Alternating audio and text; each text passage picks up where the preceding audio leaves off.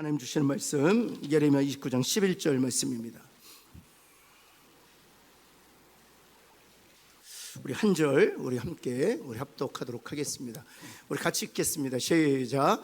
여호와의 말씀이니라 너희를 향한 나의 생각을 내가 아나니 평안이요 재앙이 아니니라 너희에게 미래와 희망을 주는 것이니라. 희망은 하나님께 있습니다 라는 제목으로 말씀 전거하겠습니다. 좌우에 있는 분들에게 희망은 하나님께만 있습니다 한번 할까요? 네, 어디를 둘러보아도 희망이 없습니다. 그러나 오직 우리의 희망은 하나님께 있는 줄을 믿습니다. 특별히 오늘 예레미야 29장 11절 말씀은 어떤 상황에서 하나님께 예레미야를 통해서 주신 말씀인가 하면 죄로 말미암아 멸망을 눈에 목격하고 있었던 이스라엘 백성들에게 주신 그 언약과 약속이었습니다. 다시 말씀드립니다. 그들의 죄로 말미암아 하나님의 심판을 받아 멸망의 과정을 목격하고 있었다. 그 이스라엘 백성들에게 주신 언약과 약속이에요.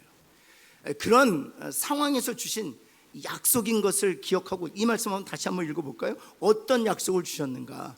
죄로 말미암아 하나님께 심판을 받아 멸망의 모든 과정을 목격하고 있었던 이스라엘 백성들에게 주셨던 약속 29장 11절 말씀 볼까요? 다시 한번 읽겠습니다. 시작. 여호와의 말씀이니라 너희를 향한 나의 생각을 내가 아나니 평안이요 재앙이 아니니라 너희에게 미래와 희망을 주는 것이니라. 이 모든 것이 재앙이 아니라 오히려 너희들에게 미래와 희망을 주려는 하나님의 생각이요 계획이라는 것입니다. 따라서 어떤 상황에 있을지라도 희망은 하나님께 있는 줄을 믿습니다. 여러분, 그래서 오늘 이 본문 이 한 절이지만 이것을 통해서 우리에게 주시는 세 가지 언약과 약속이 있어요. 이건 그들의 죄로 말미암아 하나님께 심판을 받았던 이스라엘 백성들에게만 주신 약속이 아니라 오늘을 살아가는 모든 그리스도인들에게 주시는 약속. 우리의 자녀들이 그들의 죄로 말미암아 하나님께 징계를 받고 하나님께 심판을 받을지라도 하나님께서 이스라엘 백성들에게 주신 언약이 예가 되게 하신 것처럼 동일한 약속을 우리의 자녀들에게 주심으로 그들에게도 예가 되게 하신다는 사실이에요. 따라서 부모들이 이 약속을 붙들고 기도할 때 하나님께서 이스라엘 백성들에게 예가 되게 하신 것처럼 하나님의 언약과 약속을 우리 자녀들에게도 예가 되게 하실 줄을 믿습니다. 첫 번째는 어떤 약속인가 하면 우리의 자녀들을 위해서 하나님이 길을 여시겠다는 거예요. 우리의 자녀들을 위해서 하나님께 길을 여시겠다는, 다시 말씀드리지만 우리의 자녀들이 죄로 말미암아 하나님의 징계를 받는 상황이 처했을지라도 하나님은 반드시 우리 자녀들을 위하여 길을 여시겠다라고 29장 11절을 통해서 말씀하신다는 거예요. 우리는 종종 죄로 말미암아 하나님께 징계를 받을 때 다 끝났다고 생각합니다. 절망적이라고 생각합니다.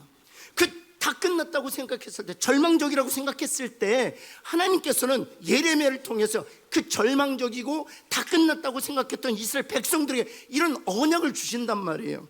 오늘 읽었던 예레미야 29장 11절 첫 번째 어떤 약속을 주셨는가?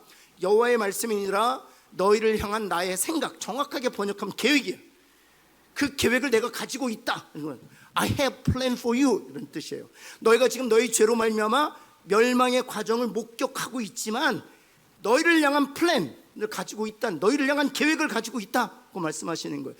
그것이 바로 그리스도 밖에 있는 외인이 아니라 그리스도의 보혈로 말미암아 죄사함 하나님의 은혜로 값없이 의롭게 되어 그리스도 안에 있게 된 하나님의 자녀들에게 주시는 독특한 은혜, 스페셜 그레이스란 말이에요.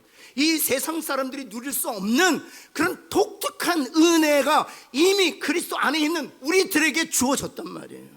사랑하는 성도 여러분, 담대하게 이 약속을 붙들고 오늘 하나님 앞에 나아가 간구하고 간청하고 부르짖고 기도하는 저와 여러분 되기를 예수 그리스도는 축원합니다. 여러분, 죄로 말미암아 하나님의 징계를 받는 자녀들에게도 조차 하나님이 플랜, 계획을 가지고 계시다면 그리스도 안에서 신실하게 살아가는 우리 자녀들을 향한 계획을 어찌 하나님이 가지고 계시지 않겠느냐는 거예요. 여러분, 그래서 잠언 16장 9절에 하나님께서 이렇게 오늘을 살아가는 우리 모든 그리스도인들에게 권면하세요. 우리 한번 같이 한번 읽어볼까요? 시작. 사람이 마음으로 자기의 길을 계획할지라도 그의 걸음을 인도하시는 이는, 스스로 우리는 계획을 가지고 있어요. 그런데 누구의 계획을 하나님께서 이루신다는 것입니까? 하나님 당신의 계획을 이루신다는 거예요. 모든 사람들이 자신만의 계획을 가질지라도 그 걸음을 인도하시는 하나님이 계획을 가지고 계시고 그 계획을 우리들의 삶 속에서 이루신다는 거예요. 우리 자녀들에게도 동일한 은혜를 주실 줄을 믿습니다. 그래서 이사야 선지자가 이렇게 고백합니다. 그 계획에 대해서 46장 11절 말씀, 노란색으로 하이라이트 한번 같이 읽어볼까요? 시작.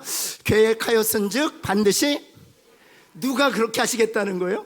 하나님이 그렇게, 하나님이 계획하셨은즉 반드시 시행하리라, 반드시 이루리라, 반드시 실행할 것이다 라고 약속하신단 말이에요. 여러분, 그래서 욥 한번 보세요. 다 잃어버렸잖아요. 근데 그 욥이 이런 고백을 합니다. 정확하게 말씀드리면 다 잃어버린 욥의 입술을 통해서 하나님께서 당신의 언약과 약속을 고백하게 하시는 거예요. 42장 2절 한번 볼까요? 같이 한번 읽겠습니다. 시작. 주께서는 못하실 일이 없사오며 무슨 계획이든지 못 이루실 일이 없는 줄 아오니. 아멘. 하나님이 계획하셨으면 하나님이 이루실 줄을 믿습니다.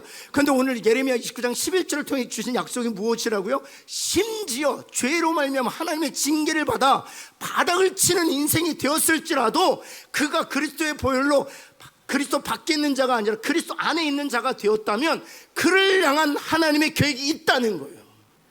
그러기에 오늘 우리가 기도할 때 하나님의 계획이, 우리 자녀들을 향한 계획이 있음을 내가 확신합니다. 그 계획을 따라 문을 열어주시고 길을 열어 주옵소서. 기도할 때 하나님께서 은혜를 주실 줄을 믿습니다. 한번 요셉 보세요. 노예가 되었잖아요. 죄수가 되었잖아요. 자신의 의지와는 전혀 상관없이 노예가 되었습니다. 또 자신의 삶과는 전혀 무관하게 죄수가 되었어요. 저는 사실 대학생 시절에 요셉을 배우면서 제 삶에 대해서 두려움이 있었어요. 내 의지와 전혀 상관없이 노예도 될 수 있겠구나. 내 삶과 전혀 상관없이 죄수도 될 수 있겠구나. 정말 두려웠어요. 그런데 여러분, 요셉이 고백하잖아요. 하나님께서 그 모든 것을 선으로 바꾸셔서 하나님의 계획을 이루셨다고요. 여러분, 우리의 주인은 우리가 아니라 하나님이신 줄을 믿습니다. 하나님이 우리에 대한 계획을 가지고 계세요. 우리 자녀들을 향한 계획을 가지고 계세요. 그 계획을 따라 하나님께서 우리의 자녀들의 문도 열어주시고 길도 인도하여 주옵시고 하나님께서 필요한 것들도 공급해 주실 줄을 믿습니다. 모세 한번 보세요. 여러분, 모세가 태어났을 때 모세가 어떤 상황 가운데서 태어났습니까? 모세로 하여금 내가 태어나는 시기를 선택하라, 또 선택할 수 있는 자유가 주어졌다면 그때 태어나겠습니까? 태어나자마자 모세는 깨닫지 못했지만 모세가 직면하고 맞닥뜨렸던 상황이 무엇이었으면 아들이거든 죽여라 이거잖아요. 시대를 잘못 태어났죠. 아마 여러분들 중에 그런 분, 내가 조선시대만 태어났어도 내가 이렇게는 안 산다. 내가, 여러분, 모세는 정말 절망적인 상황에서 태어났어요. 그런 시대를 태어났어요. 여러분, 그런데 그래서 갈대 상자에 넣어져서 부모님의 손에 의하여 나일강에 던져졌잖아요. 뿐만 아니죠. 하나님의 은혜로 말미암아 궁궐에서 교육받다가 젊은 혈기를 이기지 못해서 광야로 쫓겨나게 되지 않습니까? 여러분, 꼭 기억하십시오. 그랬을지라도 하나님이 모세를 향한 계획을 가지고 있었다는 것입니다. 그리고 한치의 오차도 없이 하나님이 그 계획을 이루어 주셨다는 사실이에요. 우리 청년들을 향한 하나님의 계획이 있음을 믿습니다. 그러했기에 여러분이 주님을 만난 거예요. 그러했기에 그리스도의 보혈로 여러분의 죄가 사함을 얻게 되었고 값없이 의롭다함을 얻어 그리스도 밖에 있던 우리들이 그리스도 안에 있는 자가 되었습니다. 그러기에 평생 여러분들을 하나님이 책임져 주실 줄을 믿습니다. 그 확신을 가지고 우리 부모들이 기도할 때 그 언약과 약속이 이루어질 것을 믿습니다. 여러분, 두 번째, 오늘 본문을 통해 주시는 약속의 말씀은 주 우리 자녀들에게 평안을 주옵소서, 평안을 주시겠다는 약속이 이 짧은 한 절에 기록되어 있기 때문이에요. 여러분, 예레미야서 29장 11절 말씀 볼까요? 하나님께서 이스라엘 백성들에게 허락하신 것은 평안이고 재앙이 아니라는 거예요. 옆에 있는 분에게 한번 축복. 재앙이 아니라 평안이래. 한번 할까요? 자신들이 지금 보고 있는 건 재앙이었거든요. 그것은 다른 설명이 필요 없는 재앙이었어요. 자신들의 죄로 말미암아 멸망의 과정을 목도하고 있었기 때문에 그들은 그 상황을 재앙으로 해석할 수밖에 없었어요. 종종 우리 그리스도인들이 또 자녀들이 자기 존의 상황을 재앙으로 해석할 때가 많아요. 여러분, 그런데 하나님께서 재앙이라고 생각하는 그들에게 말씀은 아니, 평안이야 라고 얘기한다는 거예요. 여러분, 이 하나님의 음성을 들으시기를 예수 그리스도는 축원합니다. 믿음으로 붙드시기를 간절히 소원합니다. 부모들이 해야 될 일이 있다면, 하나님, 우리 자녀에게 주어진 상황은 재앙이 아니라 하나님이 계획하신 평안인 것을 내가 믿습니다. 지금 눈으로는 재앙처럼 보이지만 반드시 평안을 허락하여 주실 것을 내가 믿습니다. 그렇게 확신을 가지고 기도할 때 하나님께서 은혜를 주실 것입니다. 여러분, 세상이 얼마나 힘들어요. 요즘 청년들은요, 부모님들보다 더 어려운 시대를 살아가고 있다고 합니다. 우리 때는요, 한번 직장에 들어갔으면 평생 그 직장에서 일했습니다. 그래서 우리 부모님들 물어보시면 그 직장에서 45년을 계셨어요? 그 직장에서 50년을 계셨어요? 한 직장에 들어가면 그냥 끝까지. 근데 요즘 청년들은 어떤지 아세요? 내가 있고 싶다고 해도 있을 수 없습니다. 여러분, 우리 결혼이 늦어지잖아요. 우리 청년들이 결혼을 늦게 하고 싶어서 늦게 하는 것입니까? 녹록지 아니하는 인생을 살고 있어요, 우리 청년들이. 여러분, 그런데 그런 상황 가운데 청년들이 불안해요. 지금 불안을 사실 다른 것으로 사실 잠시 제껴두고 잊고 있을 뿐이지, 그 근저에는 미래에 대한 불안감이 있어요. 근데 오늘 하나님께 주시는 약속이 무엇입니까? 평안을 주시겠다는 겁니다. 평안을 주겠다는 겁니다. 한 번은 어떤 청년이 저한테 그런 얘기 하더라고요. 목사님, 와, 이걸 가르쳐서 우리가 이런 얘기를 하더라고요. 근자감이라고? 근자감이라고? 이게 뭐예요? 근거 없는 자신감. 한번 옆에 근자감을 가지십시다. 한번 할까요? 근데 이게 근자감을 내가, 하나님, 제가 오늘부터 근자감으로 살겠습니다 라고 근자감이 생기는 게 아니에요. 이 근자감은 하나님이 주셔야 돼요. 근거가 없는 자신감이잖아요. 왜 세상 사람들은 근자감이라고 하는가? 이 자신감이 어디로부터 오는지 그 출처를 이해하지 못하기 때문에 그렇습니다. 우리의 이 근자감은 근거가 있는 자신감이에요. 근거가 없는 자신감이 아니라 근거가 분명히 있는 자신감이에요. 그것은 무엇입니까? 전혀 이해가 되지 아니하는 평안을 하나님 주시는 거예요. 사랑하는 성도 여러분, 우리 자녀들을 위해서 기도할, 두려운 세상과 맞닥뜨려 싸울 때 이길 수 있는 능력은 평안. 주님이 죽은 자 가운데 부활하셨을 때 제일 먼저 제자들에게 주신 선물이 무엇이었습니까? 세상이 알지 못하는 평안이에요. 세상이 줄 수 없는 평안이에요. 왜냐하면 평안이 무기이기 때문에 그래요. 여러분, 이 평안이 우리 자녀들에게 주어지기를 예수 그리스도는 다시 한번 기도하고 축복합니다. 다니엘이 바벨론 포로 속에서도 그 근자감으로 살 수 있었던 것은 무엇입니까? 왕의 진미를 거부하고 다니엘의 세 친구는 불 속에라도 들어가서 신앙을 지켰던 그 근자감이 무엇이냐? 근거 있는 자신감이었거든요. 하나님 주신 평안함이 있었기 때문에 왕의 조서에 인장이 찍힌 것을 알고도 전에 하던 대로 3번씩 하나님 앞에 나아가 기도할 수 있었던 것입니다. 여러분, 다윗 한번 보시겠어요? 전쟁과 위기 속에서도 결코 흔들리지 않았어요.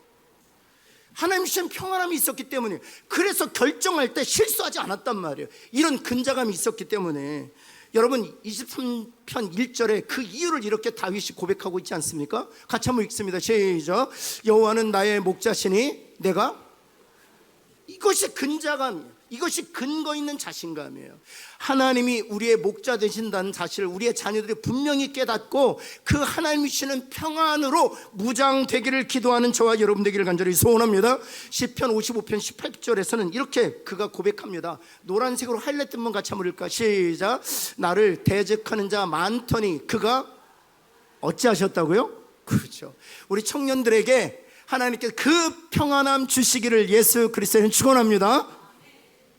마지막 세 번째는요, 오늘 이 짧은 절을 통해서 약속해 주신 것. 첫 번째는 길을 여주시겠다. 계획을 가지고 계시기에 길을 열어주시겠다. 두 번째는 이 두려운 세상에서 담대할 수 있도록 평안을 주시겠다 말씀하시는 것이고요. 마지막 세 번째는 우리 자녀들에게 희망을 주시겠다는 것입니다. 29장 11절 말씀 보면 미래와 희망을 주겠다 말씀하시니까 미래를 열어줄 것이다, 또 그 미래에 대한 희망도 줄 것이다 라고 말하고 있다는 사실입니다. 여러분, 키에르케고르가 죽음에 이르게 하는 병 하나를 그의 책에서 언급하고 있습니다. 죽음에 이르게 하는 병이 무엇입니까? 그것이 바로 절망입니다. 절망이 우리를 죽음에 이르게 한다는 사실입니다. 요즘 청년들을 가리켜서 산무시대 또는 M4 시대라고 얘기합니다. 이 산무시대는 무엇입니까? 세 가지가 없다라는 것이죠. 연애 없음, 결혼 없음, 출산 없음. 이것이 바로 산무시대입니다.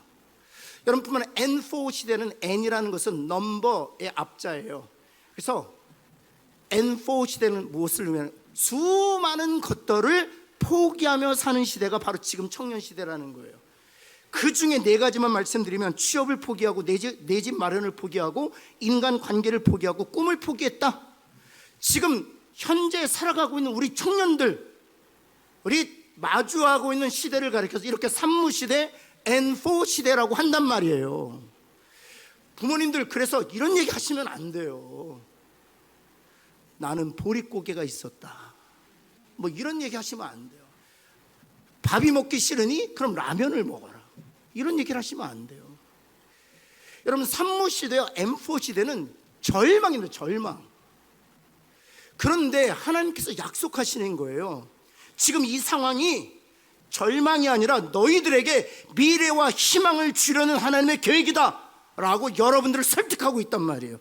사실 이스라엘 사람들이 이 언약과 약속을 받을 때는 여러분들이 마주한 상황보다 더 절망적이었어요. 왜냐하면 하나님이 예루살렘을 버렸기 때문에, 하나님이 예루살렘을 떠나셨기 때문에, 그들과 더 이상 동행하지 않기로 결정하셨기 때문에 지금 상황보다 더 절망적이었어요. 그런 상황에서 하나님이 예레미야 선지자한테 약속하신 거예요.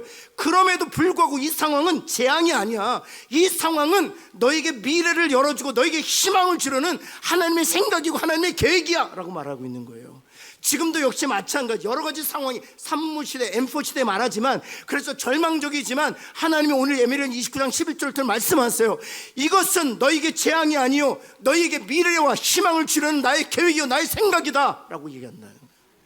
그러게 우리 부모들이 해야 될 일이, 먼저 낙심해서는 안 돼요. 너 먼저 절망해서는 안 돼요. 그리고 더 나아가서 먼저 포기해서는 안 돼요. 주님이 말씀하셨던 이 약속을 꼭 붙들고, 하나님, 이것이 재앙이 아니라 하나님이 우리 자녀들의 미래를 열어갈 하나님의 계획과 생각인 것을 내가 믿습니다. 주여, 우리 자녀들에게 그 희망을 부어 주옵소서. 그럴 때 하나님께서 그 약속을 이루어 가실 줄을 믿습니다. 여러분, 사무엘은요 잘 태어났어요. 한나라는 기도하는 엄 속에서 태어났잖아요. 근데 사람을 잘못 만났어요. 여러분, 영적인 스승, 제가 일전에도 말씀드렸죠. 엘리는요 영적으로 어두운, 제가 저희 아이들을 위해서도 기도할 때, 하나님 정말 영적인 멘토, 성령으로 충만한 멘토, 말씀에 충만한 멘토를 만나게 해주옵소서, 이렇게 기도했지만, 사무엘은 영적으로 가장 어두운 시대의 제사장이었던 엘리를 만났어요. 그 사무엘과 같이 자랐던 엘리의 두 아들은 성경이 이렇게 표현합니다. 불량자다 그랬어요. 주변의 동역자들이 불량자였어요. 불량자. 뿐만입니까? 사무엘이 이제 민족의 지도자가 되지 않습니까? 사무엘이 민족의 지도자가 되었지만 그때는요 왕이 없었을 때예요. 그래서 사무엘이 제사장과 왕을 겸해서 이스라엘을 다스리고 있었던 사사로서 제사장 역할까지 했던 것이죠. 그런데 이스라엘 백성들이 사무엘에게 무엇을 요구합니까? 왕 달라고 요구합니다. 그럼 무엇을 얘기하는, 너의 통치를 우리가 인정하지 않겠다는 겁니다. 그래서 결국에는 그들이 뽑은 사울을 왕으로 옹립합니다. 백성들도 그렇게 좋은 백성을 만난 건 아니에요. 여러분, 그런데요, 사무엘이 주눅 들었습니까? 내가 영적인 스승을 잘 만났으면 내 인생이 이렇게 망하진 않았을 텐데, 그렇게 엘리를 그렇게 부정하며 살았습니까? 그 이스라엘 백성들을 보면서 정말 목이 곧은 이스라엘 백성들이요, 내가 어찌 너희 같은 회중을 만나서 이렇게 고생을 하느냐, 그랬습니까? 그러지 않았어요. 왜냐? 상황과 환경과 자기가 만나고 있는 주변의 사람들에 의해서 사무엘이 결정된 것이 아니라 하나님께서 그런 상황 속에서도 희망을 부어주셨기 때문이에요. 여러분, 베드로는 어떻습니까? 주님을 부인했잖아요. 3번씩이나 부인했잖아요. 그리고 자신의 마을로 숨어들어서 이제 완전히 낙심한 채로, 포기한 채로 살고 있지 않습니까? 주님이 오셔서 어떻게 하셨습니까? 다시 실패한 베드로를 회복시키세요. 다시 소망을 주세요. 다시 꿈을 불어넣어 주세요. 주님이 그런 주님이시란 말이에요. 사랑하는 성도 여러분, 오늘도 우리 자녀들을 위해서 기도할 때 하나님, 실패한 베드로에게 찾아가셔서 그를 다시 소명을 불러일으키심으로 일으켜 세우셨던 그 하나님께서 우리 자녀들에게도 약속하셨던 새 소망, 새 희망을 불어넣어 주옵소서. 그래야 그 소망으로 살아나게 하여 주옵소서. 기도하는 저와 여러분들에게 간절히 소원합니다.